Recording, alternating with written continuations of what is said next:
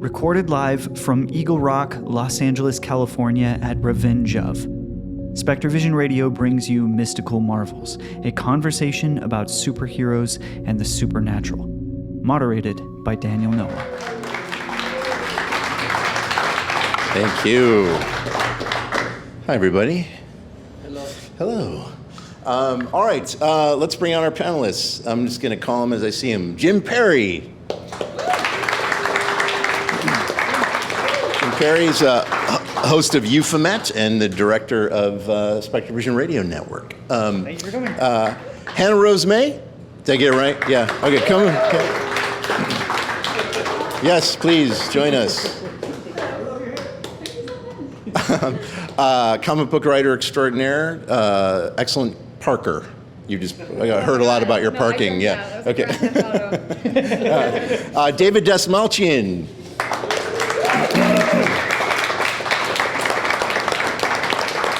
David is an actor, a comic book writer, and a creature of the night. Yes. And last but not least, Amy Slonaker. Thank you. And Amy is our resident occultist who wrote her dissertation on this very subject, and that's a perfect way for us to get started. We're this is a funny setup where the seats are lower than the audience. See us down here? We're secret. This is like the podcast equivalent of that scene in It's a Wonderful Life with the really low chair. This reference is lost on these young people. Okay. All right. Well, we're here today to talk about the sort of underpinnings of the occult and the paranormal in the superhero universe, which is something that's always on my mind when I'm encountering superhero stuff, and I've personally rarely heard unpacked. Amy, we're going to put you on the spot since you're a resident expert, and maybe you could just sort of set the table for us, just sort of orient us in terms of what you've learned as someone who's delved deeply into this topic. Oh, and here you can use that. There you are. Thank you.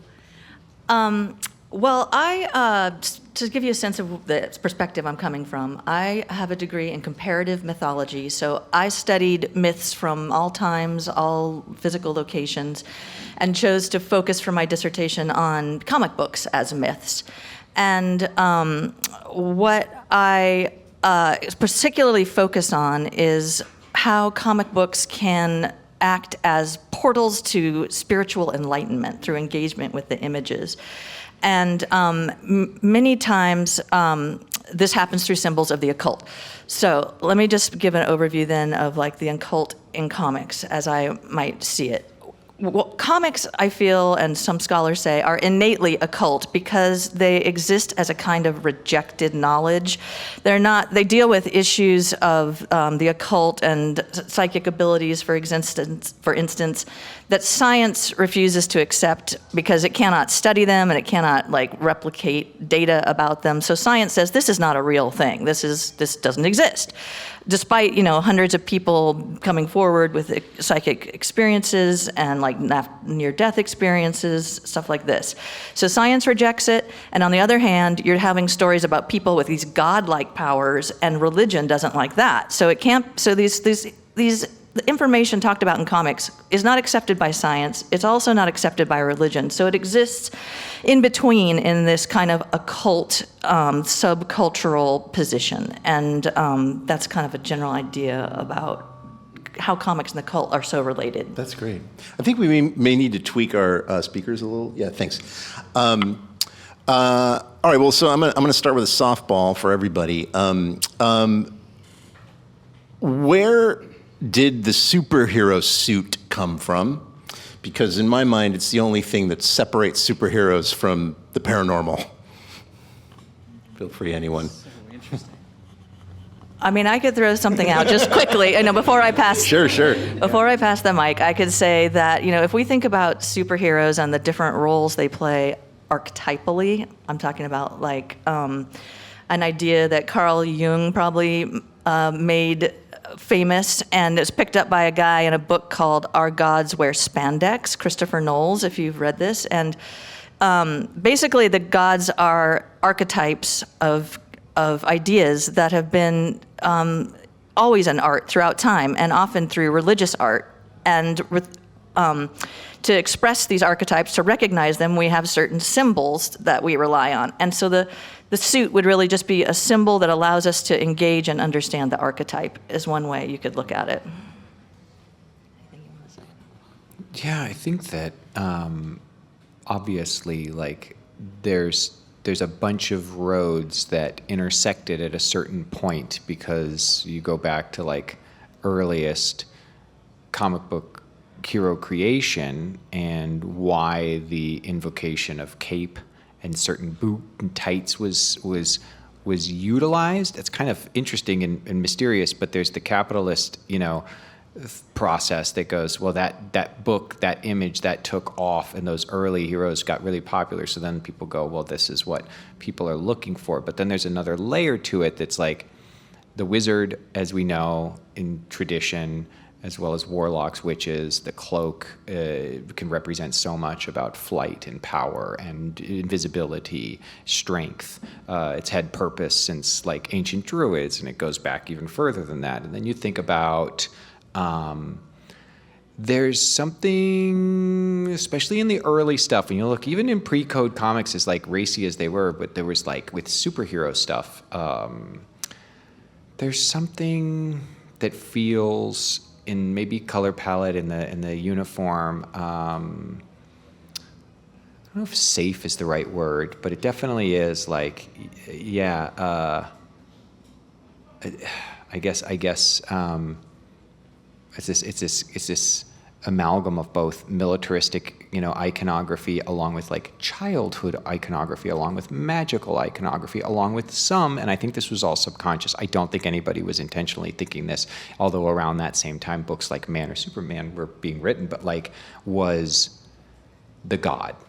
And like a lot of us who maybe were raised, or a lot of people back then who were creating it were raised with religious dogmatic belief systems and paradigms and stuff that they go, that doesn't seem like that doesn't really work, but I do think there's something bigger. There's something beyond the veil.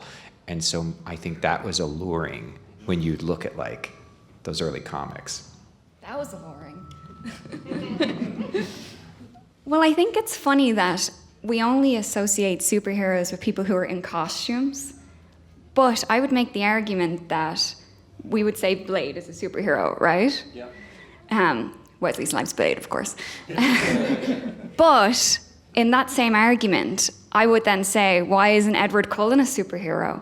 Because Edward Cullen can read minds, and he's faster than any animal. But because he's not in a costume, he's not a superhero. Which is funny that we automatically associate someone with wearing spandex as being a superhero, but yet there's probably lots of characters out there who have, if not even better abilities, but they're not a superhero unless they wear an outfit. Does that make sense? It does, yeah. Yeah, it is a silly requisite, to your point. And in some way, I mean, it is quite literally a costume, right? And in some ways, it is the only thing that designates a character with some sort of heightened abilities as a superhero versus what? A freak, a mutant, and obviously we're going to get into the X-Men at a certain point. But so where? I mean, do we know what the first superhero suit was? I think that's probably a question for the woman who has PhD at the end of her name. Well, encourage the crowd if you anyone in the audience feel like Googling it or know it offhand. Yeah. Because I'd say like those are. Yeah, I wonder what. That's a great question. What was the very first superhero suit? All right, come on, Googlers. This is a chat GPT question, if ever I heard one. Phantom? Yeah. Phantom? Maybe? Was it the Phantom? That could be He didn't right. have a cape, but he had the purple hood and the. I feel like Phantom might have been. Maybe? The first. Shadow? Shadow. The Shadow. Well, he just kind of wore a hat. He had a thing. He had a thing. Right, so where it came from was disguising one's identity, but it's now evolved into just you have to wear a suit. Because now I don't watch the Marvel movies. Don't hate me, but Get out. Doors there. I know, sorry. But it seems like they now, like when I see the trailers and stuff, everybody knows their real names, right? Is that they're not hiding anymore? Yeah.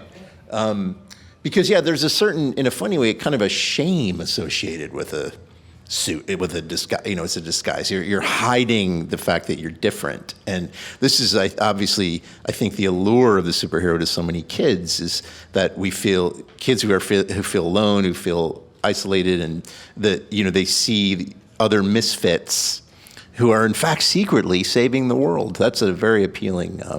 That's a very appealing fantasy. Jim, as someone who comes from the paranormal world as opposed to the occult world, if those things are different, I know you were a big comic book fan as a kid. Like, how did these worlds intersect for you? Well, I think first with like costumes, I believe they give us the power to suspend our disbelief about what we are capable of, because it's a visual representation of what power can be. And a kid can put on a Superman costume and feel like he's empowered.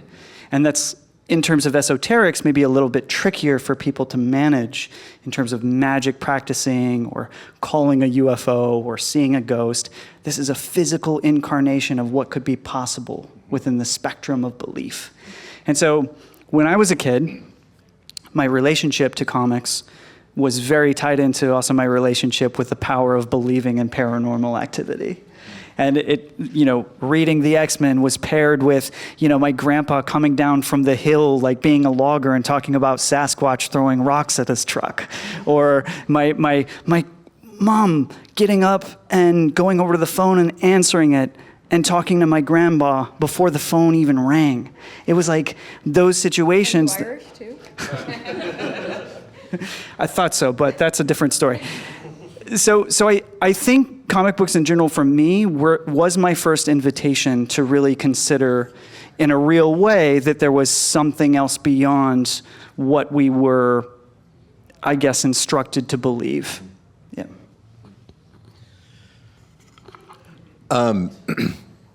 You said something really interesting earlier about, the mainstream science's absolute refusal to acknowledge the demonstrable existence of things like ESP and ghosts, and I think we are finally now acknowledging the existence of UAPs and what we call non-human intelligences. It's funny how we have to. These fancy terms are a version of the superhero suit. We can't just say aliens. It's too much of an admission of having been wrong, right? Well, let's rename them. But it is. It's just as we're talking, I am increasingly finding myself thinking about shame, and the idea of hiding one's special abilities, and I think for experiencers, and that's I know for a fact there are at least a few on this panel.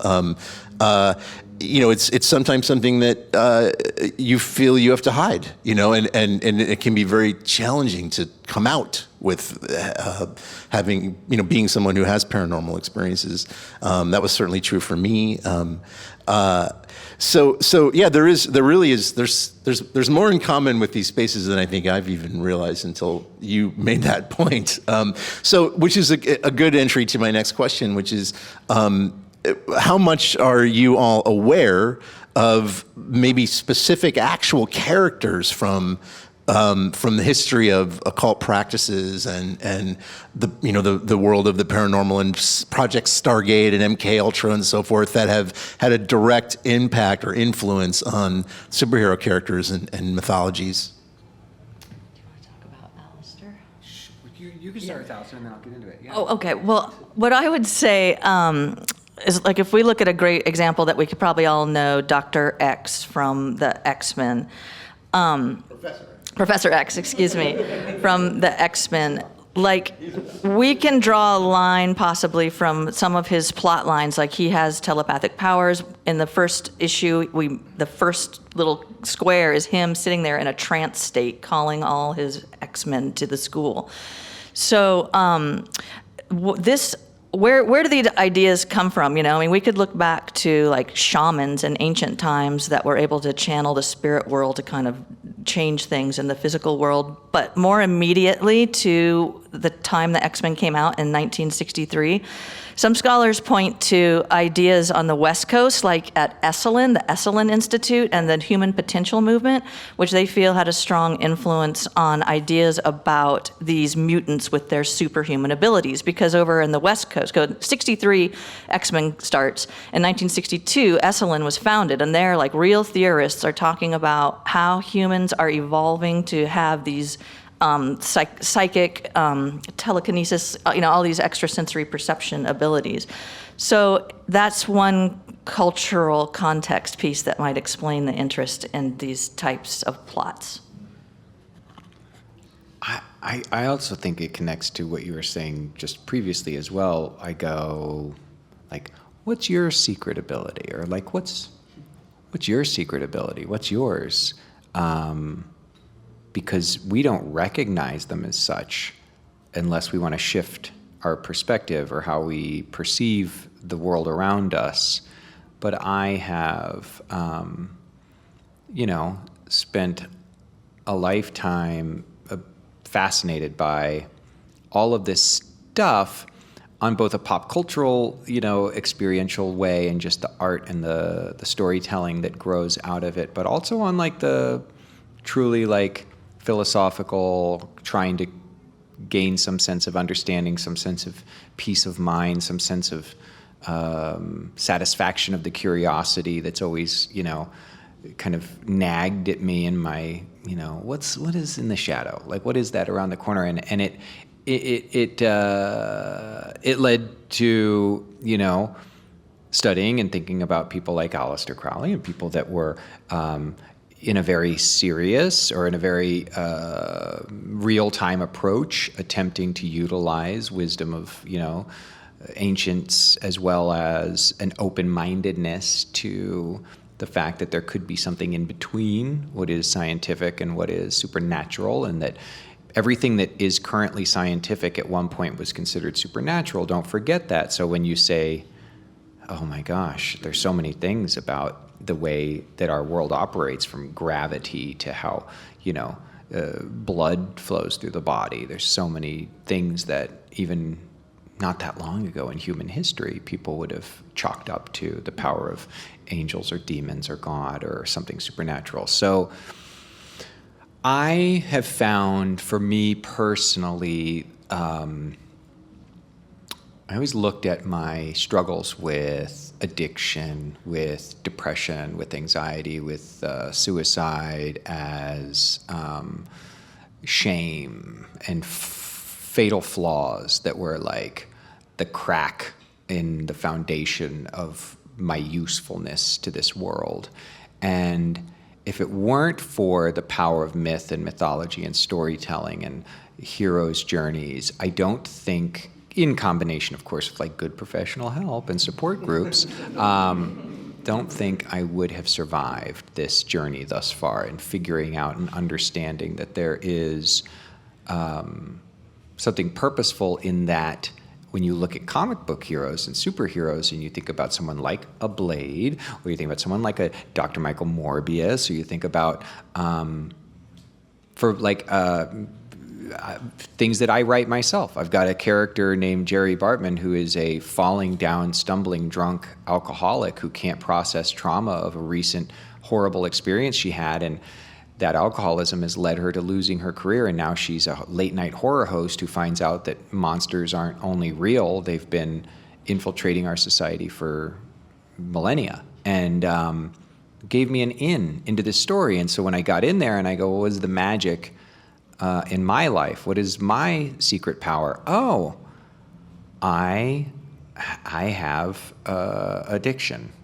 And you'd be like, well, that's not a secret superpower. I was like, maybe not on the surface, but it's given me an insight into the human experience that gives me this like really fascinating kind of take on every single obstacle, every single challenge that I face, for good or for bad. But it's usually, if you're trying to be on the hero's journey and collecting those talisman and getting the learning, you're like going somewhere with it. And I'm writing this book right now that I'm super excited about.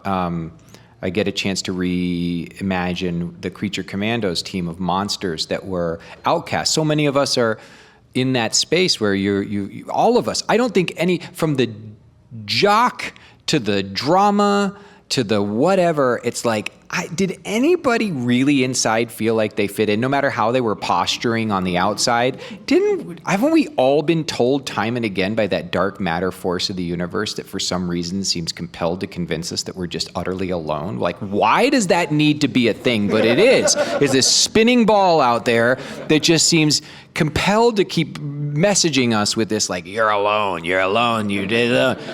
And it's our work. It's like our duty to figure out if we're going to survive. Like, okay, I'm not. And even though my brain is telling me I am. So I loved that, like getting to take these monsters, these outcasts, these creatures that are afflicted with something, just like you think with Superman. I mean, what a different take on Superman. He gets abusive parents and he's got all this power. He could have easily been a piece of garbage. He could have just been a... Well, and he became one in Superman 3 when he started boozing. Really, with the drinking. Flicking peanuts. Yep. Thank God Richard Pryor was there for some good comic relief. That's just reeks of studio notes. What if we put Richard Pryor in this? He was hot, and then he was real hot.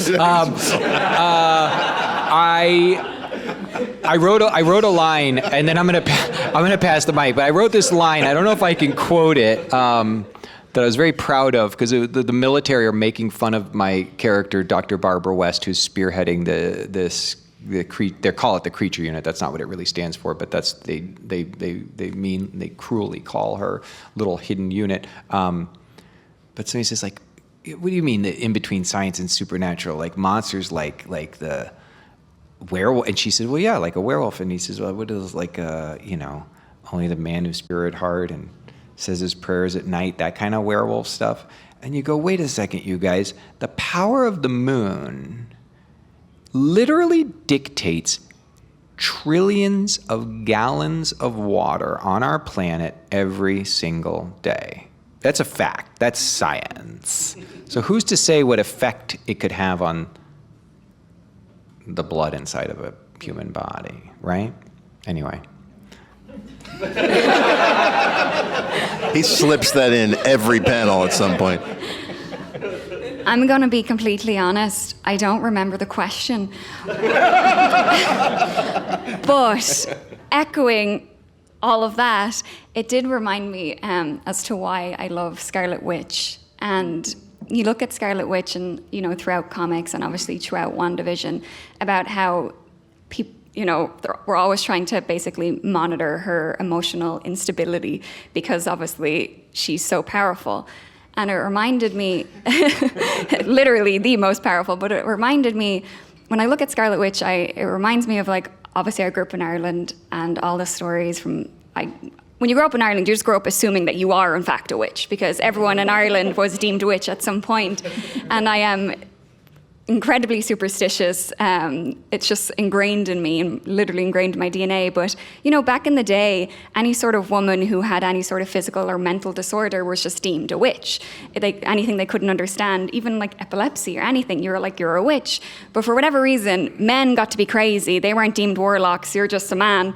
But if a woman showed any sort of instability, they were just deemed a witch. And then you look at Scarlet Witch, and I just think she's a perfect representation of kind of all the women and witches who came before. And yeah, that's totally off topic, but as I said, I don't remember the question. But I don't think anyone does. No, the question was, can we think of examples of real world figures in the occult who maybe have inspired superhero stories? So that you answered it. Yeah. Thank you. That was interesting. I mean, you want to talk about like supervillainy and the witch persecution that happened. I just came back from Germany, where in a number of years, 83,000 people were put to death for being presumed as witches. And those motherfuckers that killed them, right, like, were using magic to do it as well. And I saw the books, and they were doing that, and not a lot of people talk about that. What do you mean they were using magic? They had spell books for witch hunters. So they were utilizing witchcraft to kill witches Yes. because they used witchcraft. Yes. Were they all men by any chance? Yes. On that, there's a very famous pub in Ireland called Keitler's Inn. If anyone ever visits Ireland, you should definitely go. It's definitely haunted. It's spooky. It's one of the best places to have a good drink and a good dance. There's an old story, and Alice de Keitler, that was one of our oldest and most famous witches in Ireland, but she was deemed a witch because she had married 4 men and gained all of their wealth, and everyone was like, there's no way she's not a witch to have married 4 men in Ireland. To have got 4 men to marry her, she must have absolutely been a witch. But in Ireland back in the day, they would just call people witch so that they could gain their wealth and fortune, so they could take it from them. Yeah. So they deemed her a witch, and she managed to get away over to England before she was executed. But that's what they used to do just back in the day. If people wanted any sort of wealth, or if they were jealous of anyone or anything else, you were just like, oh, that's it, you're a witch. But, yeah. Yeah. They kind of still do it today. Yeah. Especially powerful women. Like any threat to the patriarchy, it seems like, you're going to watch over the next month and a half. Mm-hmm. It's going to be nuts to see the stuff they come out of the woodwork to throw at this very powerful woman. And we see it time and again. And it's always been a threat to the way that the system works. And I think, yeah. No, I'll echo that too. On that, because we're all here for like shameless self-promotion, right? My next book is called The Exorcism at 1600 Penn, and a couple of years ago when I came up with the idea, I like putting women in places we haven't seen before, and I was like, could you imagine if there was a female president? Had no idea it'd be coming out now that we would be having this conversation, but I thought about if and when that day happens, we put a woman in this position that's never been done before, how are we going to react? What's going to be said? And that's obviously exactly what we're witnessing currently. Yeah, crazy. Can you tell a little bit more about the premise of? Oh yeah, sure. I'll chat all day. Obviously, we're telling you in the title what's happening. It's an exorcism in the White House, but how we get there, there's obviously twists and turns at play. It's really fun. The first issue comes out October 16th at New York Comic Con. And yeah, it's basically, I thought about all the problems that a woman would incur when they eventually enter the likes of the White House, and what they would predict, the kind of problems that they would have to entail. And by no means did she ever think that the walls would become a demonic battleground for good versus evil. Of all the fights she thought, both foreign and domestic, this was definitely not one of them. But it's told through the eyes of her teenage children, because I've always been obsessed with the first family in general. I think as an Irish person, America is like seen as like the place you go for, hopes and dreams, and the land of the free and the land of the united and everything else. So the White House was always, to me, like a crazy place of like beacon of hope. But I always thought, like, what are they like? Do mom and dad kiss them before bed? Do they order KFC? Are they chilling in the Oval Office? What are they watching? Are they watching Succession, Gossip Girl? What's life like in the White House? So I really wanted to show that that's kind of their home, even though we see it as this like crazy landscape. So yeah, it's really fun, and I do think that kids. You don't get to pick your parents. So these children weren't like, hey, let's mommy and daddy go be, presidents and live in the White House. But I thought, like, what happens for these children when they have crushes? Like, what is it like when they're like, your mom or your dad is the president of the White House? How do you keep these things and at bay? So yeah, it's very fun. You don't know who actually needs the possession, of course. That's the. I was wondering when you were going to get to the exorcism part. Yeah. We obviously, it's a slow burn. We have to get there. Comics live and die on pre-orders, so you have to order it all to like. The exorcism does happen. Just keep buying the issues. That's awesome. Also, extremely haunted, the White House. Oh, for sure. Yeah, very, very haunted. There's definitely dark stories there, and probably murders we don't even know about. 100%. They say nobody dies in Disneyland. I don't believe that. Yeah. Everybody died at Disneyland. Listen, you're looking at some of these superhero crossovers that occur in DC Universe or Marvel Universe or even on the indie labels. And, they're like a boiling pot of high strange origins, right? You have characters that have been developed through alchemy, or they're an alien being that crash landed here on a craft, or there's homunculi. There's literally like sort of like golems from like Kabbalistic traditions. It's insane if you like go through, especially sort of the characters that were created in the 50s and 60s and 70s. That it feels like there was still such a tradition of a cultural awareness around the spiritual movement, right? But also people like Jack Parsons, for example, which I think Iron Man is actually maybe him and not Howard Hughes. You know what I mean? Like I think there's a Rocket Man element to that. And so, it's fascinating when just looking at any character, doing an exercise to challenge yourself for you to discover who that occult or paranormal counterpart could be. And you'll probably find one defining person with like influences pulled from the greater cultural tapestry of it. But it's fun. So looking back into history, we still don't know what the first superhero suit was. Did anybody figure it out? Phantom. It was the Phantom. Okay, and that was just a little strip over the eyes, right? Isn't? Yeah. Right. Yeah. That's where they established the Clark Kent glasses. So where I'm curious if anyone here can think of characters in mythology who today we would call superheroes. I'm sorry, can you repeat that? Yeah, sure.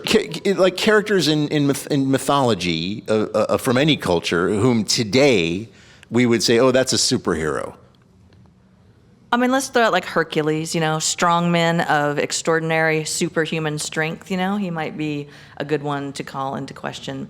But since so many mythological gods do have supernatural powers, a lot of them can be thought of as superheroes operating in that rejected channel between religion and science.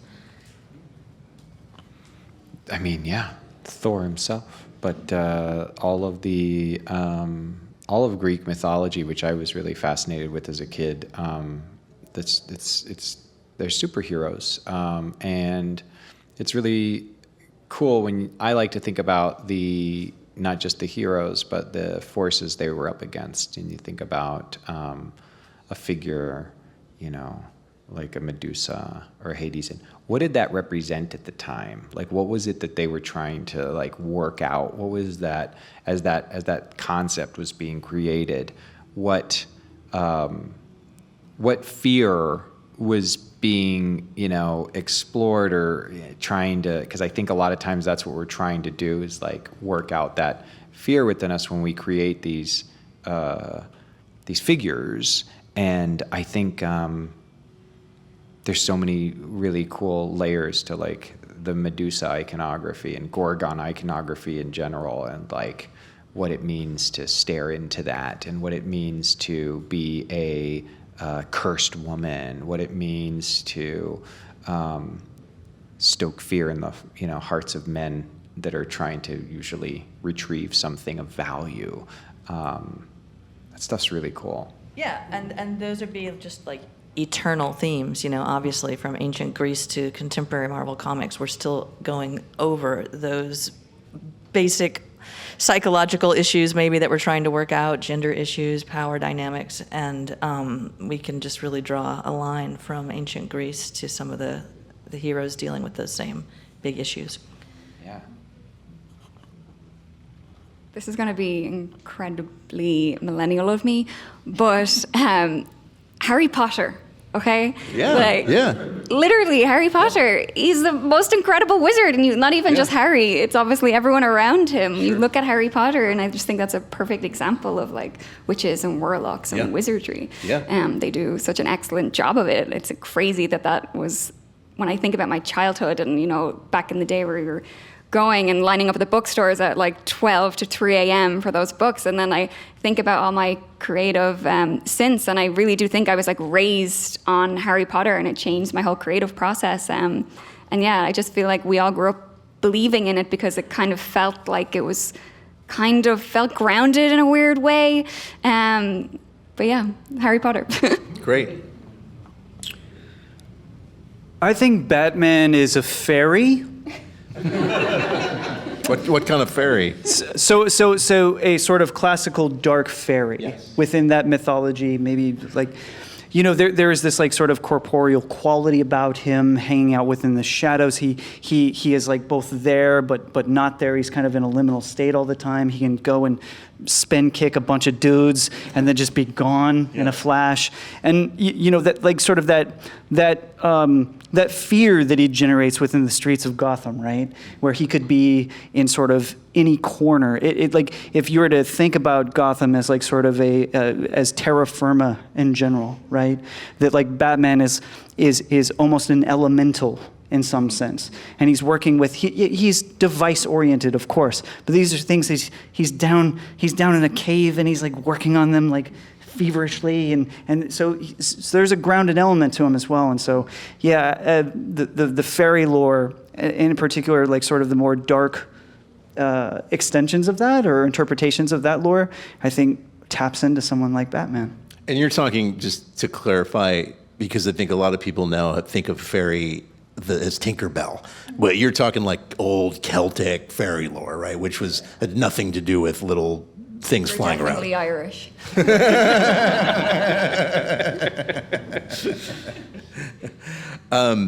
It's interesting too, getting David thinking about what you were saying about what is this voice that's constantly telling us that we're alone, and Deadpool, which is a sensation in my household. Hello, Lucy.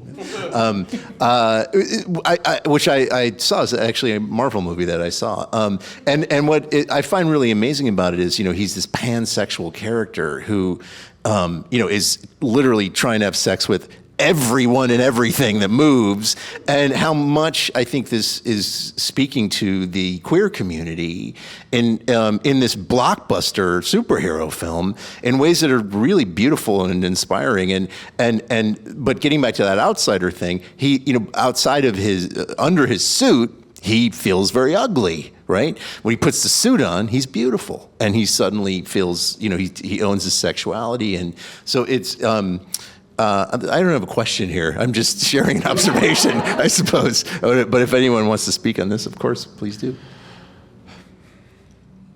I can't speak to the history of comics. I can speak to comics and comics culture from like the mid 80s to today. What were like, what was your LCS? What was your local comic shop wherever you grew up? For me, as a kid in Kansas, in the evangelical Bible Belt, where I was filled with patriarchy and repression and, dogma and fear of the unknown and fear of what's different and fear of everything from immigrants to, men in makeup, I found solace in the, smoky, they still smoked indoors back then, like, comic shop called Clint South in the basement of the Metcalf South Mall in Kansas. And I think that the storytelling probably maybe as long as it all goes back, but there's something with the visual element of comics that's really spectacular and special, because you can, whether it's the sexualization of the human form or the way that the magic of the different costumes and the pageantry of all of that, but ultimately the idea of these people who are, just always have this thing about them that is either the biggest blessing or the biggest curse. It's just very rare that there's one of these individuals who just sees their being as like the great gift. There's always this great weight upon them, and there was always a great struggle, and they usually had to really go through something before they could be what it is that their destiny or fate was calling them to be.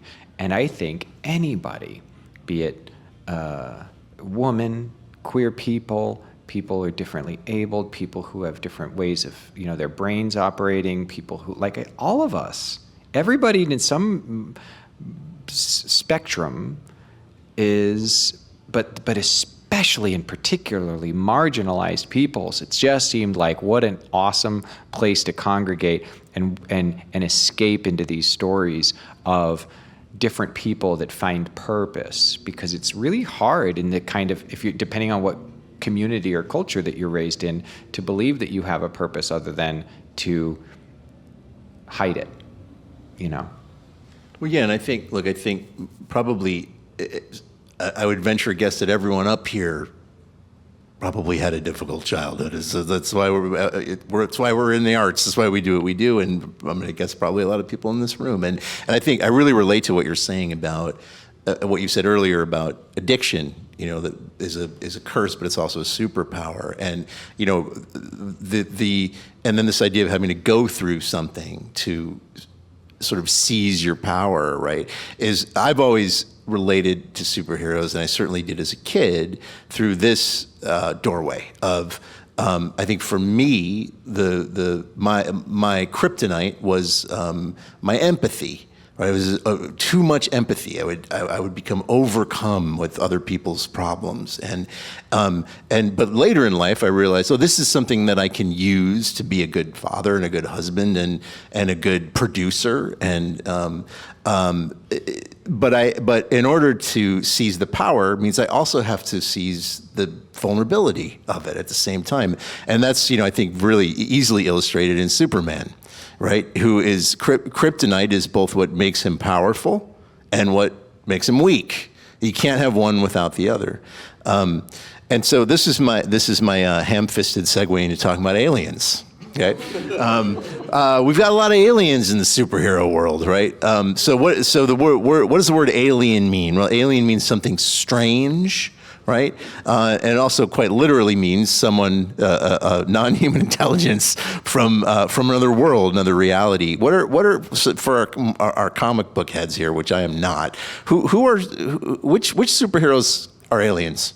And including from other dimensions. So many. I mean, the Lantern Corps, that's an alien intelligence and power that comes from an incredible place out in the universe. Superman's obviously an alien. Yeah. John's. There's, oh my God.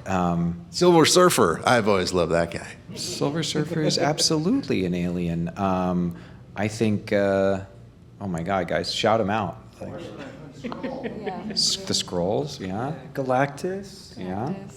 Yeah, the Shi'ar Empire. Super villains. I'm trying to think of like superheroes too, like people that have come from inner dimensions and other dimensions. Power Group. Venom is absolutely, yeah.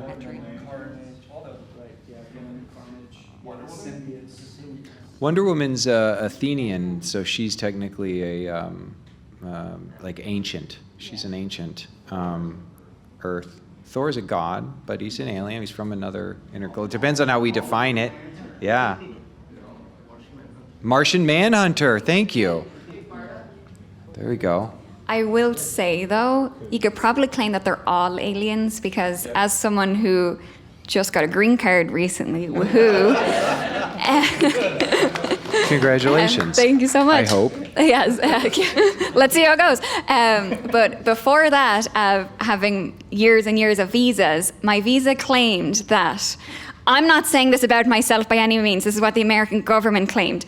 They said that I was an alien of extraordinary ability. Yes. I agree. So that's how I got a visa, apparently, because they claimed that only you can do this job, which is totally not true, but I was very happy to get the visa anyway.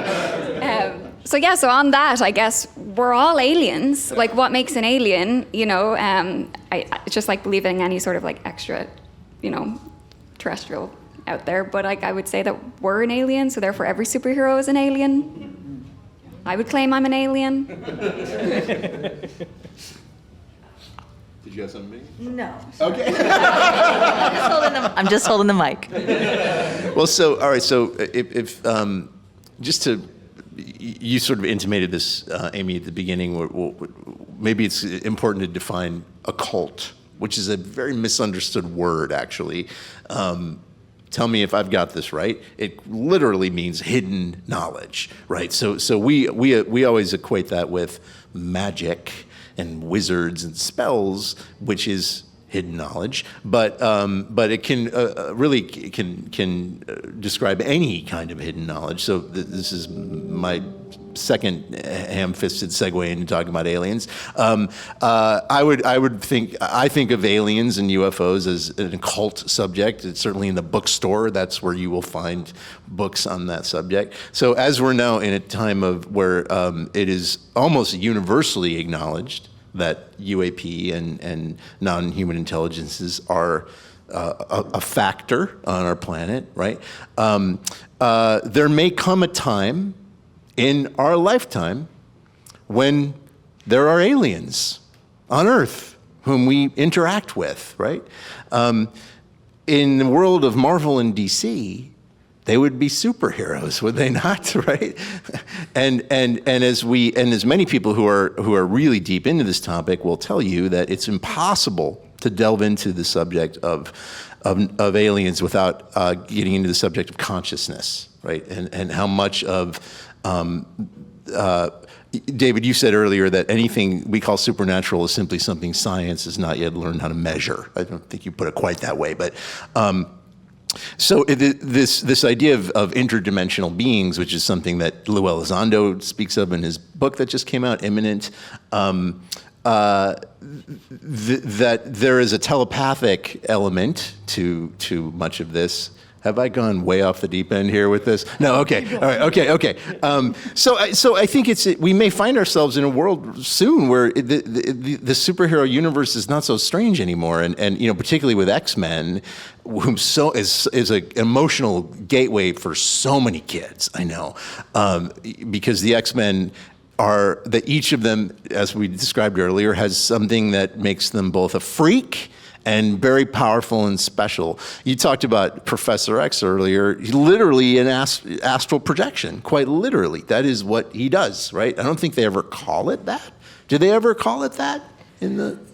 I don't know if that term is used, but he definitely goes on like trips out of body that are straight up astral projection stuff. And he works with that machine Cerebro, which allows him to amplify his psychic, his ESP skills. Right.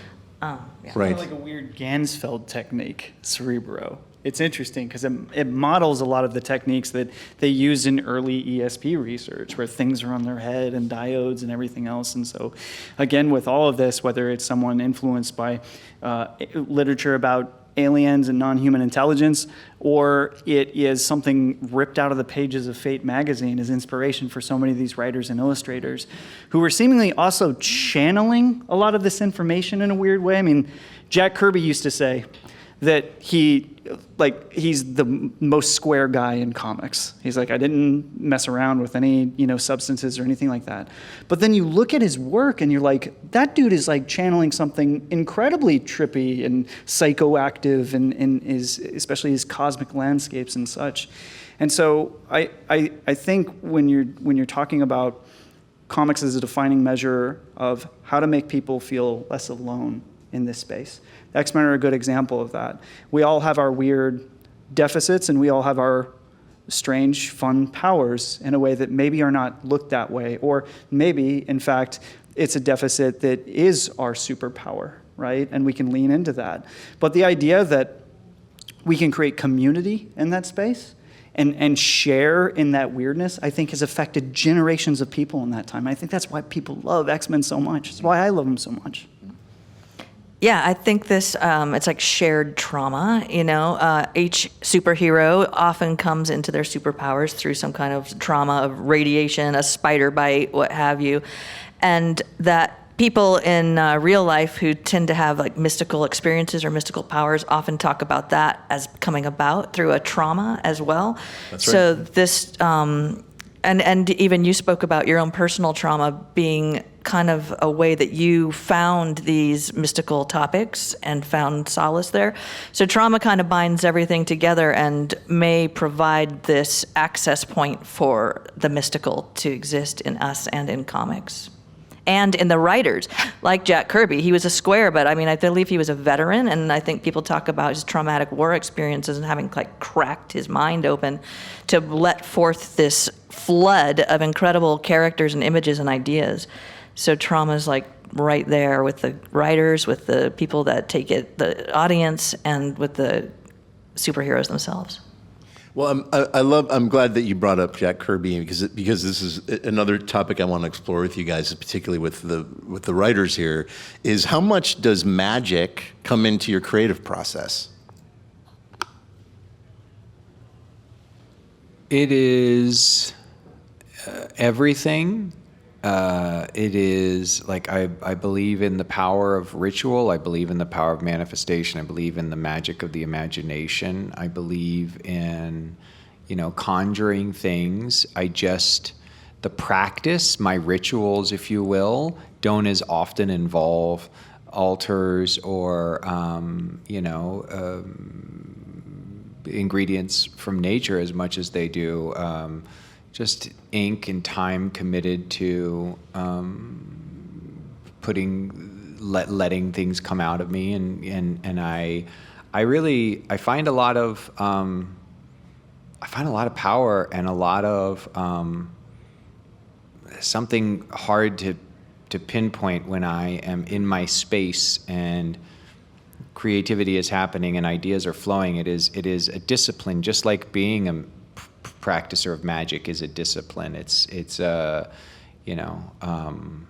is if you want to be an alchemist, that is like saying you're going to be a physicist. It's not something you just go buy a book and then get a couple pestles and some funky mushrooms out in the woods. Like, it's a commitment to something. So for me, the alchemy is in storytelling, and that is magical to me. It's like we're making and creating identities and experiences and spirits and feelings and emotions and connectivity between things that are completely invented in our imaginations. And then we're connecting in this ritual of sorts, which in the digital age is fascinating because the people I'm working with are in Italy or in Japan or in Mexico, and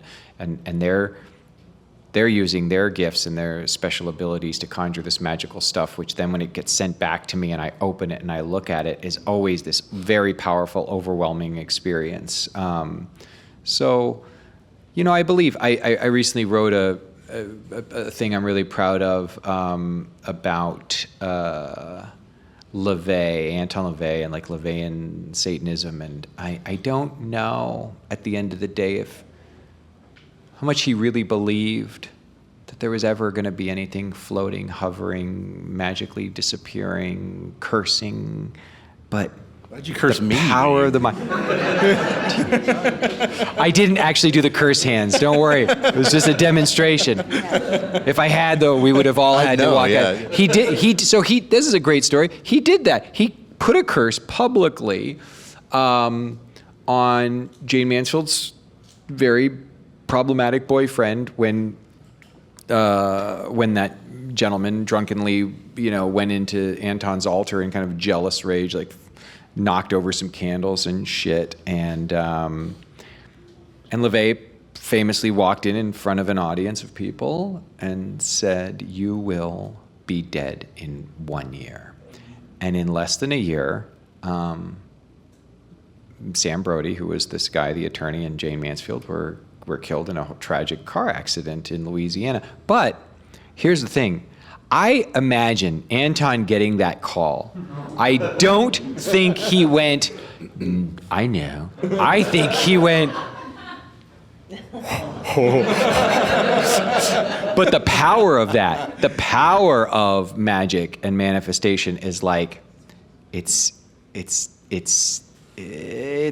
something that we can't, it's so weird, and it's why it's magic. Yeah. Who's next? Hannah. Okay. Well, I think in general, the term magic is pretty subjective, isn't it? It's like, I think it's pretty magical that we're even here, that we exist. I think it's pretty magical that we get to create work. I know for me, getting to write pages and then send them off and having an artist then put them in my inbox and having seen my world as something that I wrote on the pages, that to me is magic. But I also am someone who very deeply believes in the evil eye and the power of the evil eye. So in some degree, does people, would someone claim that that's magic? For me, I'm like, back a couple of years ago, someone said to me, like, keep your wins to yourself when you're working on a project or anything else. Like, throughout that process, like, keep it to yourself, because even people who could be in your close corner don't realize that maybe subconsciously they're wishing ill will towards you. And I would claim that that's kind of a level of magic. So then when I started keeping little things to myself and not like mentioning my wins or anything else that was potentially until it was like in final form, I do feel like things started happening and coming into play. And you could say it was just superstition or whatever else, but I would claim that was the power of magic or manifestation, as you said. But yeah, what else was I going to say on the power of magic? I'm going to pass it over to you. Listen, I think that you can't separate magic from the creative process. Like they're I feel like one and the same. Like the act of creation is it can be such a sacred practice. You are, sort of materializing story, which therein becomes a point of view, or a person's perspective, or something that they identify with and become. And you and I have talked a lot in other formats about responsibilities as storytellers, as the projection of imagery seems to be a magical format within itself. And that these things change us, they change culture, they change our perspective on things in ways that we've seen for the good and the bad sometimes. It's so powerful, and so the magic within the creative process itself, it's all about story. It's all about story, I think. I know, I remember now. You got it, okay. Yeah, it came back. Magic is also a great tool in stories and in writing to get you out of a tricky situation. Because you can just be like, I'm stuck, I'm just gonna add magic in here. I'm not sure if anyone in this room has saw Vampire Diaries. Okay, thank you. I've watched it too many times. I think it was like one of the only shows I bought on iTunes. So whenever I'm in a on a plane or something and I'm like, damn, I gotta watch Vampire Diaries again. It's one of those shows where every time they get into like a bit of a plot hole, they just throw magic in to get you out. It's like, that's it, expand your belief. She's a witch, there's some magic, she made a potion and it happened, and that's how it happened. They barely explain it to you. Later on, they just say, oh, she was cursed, or oh, there was this. So it's a yeah. get out of jail free card Exactly. for a writer. Yeah. So any aspiring writers or writers in the room, if you're ever stuck, just splash a little abracadabra and you're out of it. I'll say, now this is not why I wanted to have her in my story arcs, but I asked DC if I could have Zatanna be a part of my Creature Commandos plots, and they said yes, but boy was I happy. I hit one point where I go, how are we gonna do? Oh, Zatanna can use a mirror to conjure the spell, to do this. I was like, hell yes, good call. Very good advice, very good advice. Abracadabra. Well, so I love this idea of the act of creation being a kind of channeling, right? I think, when for those of us who create, when you're in a state of flow, the way I always describe it is when I'm doing it right, it's not me. I'm transcribing the angels. I am a vessel for information. And so thinking about it this way, it is interesting to think about how sometimes myth or tales of fantasy or horror or the supernatural may in fact be prognostications of things yet to be, right? I certainly see that in my own work. I've looked back at the films we've made at SpectreVision and I see representations of paranormal phenomena that I didn't understand at the time, but now I do. And I wonder, how the hell did we get that right when we didn't even know about it, right? So I'm curious for people here, assuming everyone here is a comic book fan, can you just clap your hands if you believe in, sounds like we're trying to Peter Pan, but if you believe in, let's say, magic or the paranormal, or, yeah.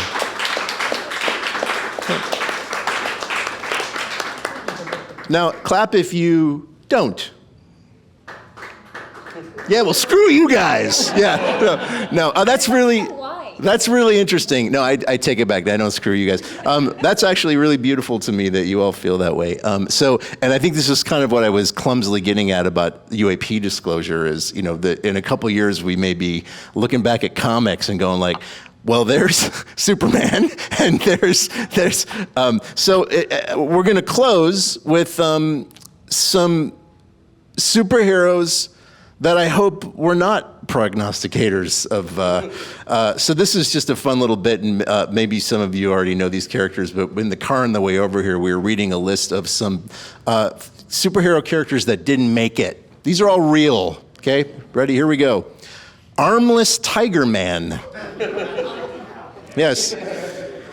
This Golden Age Marvel antagonist lost his arms in a machine accident, then dedicated himself to destroying machines anywhere and everywhere. I don't know what a tiger has to do with that. Yeah. Here's one called Dirt Nap. Through the decades, the X-Men and their assorted allies have used so many potential powers that it can sometimes be tricky to think up novel abilities no one has ever seen before. Dirt Nap. Anybody want to guess what Dirt Nap's power is? Does he sleep in a dirty... Does he take naps in dirty stuff? No. He has the ability to absorb other beings' life essences and copy their bodies. Hence the name Dirt Nap. Yeah. Here's a favorite, Fancy Dan. I'm going to just go right on to the next one. This is the piece de la resistance, Hairbag. These are not made up. That was my nickname in high school. Hairbag,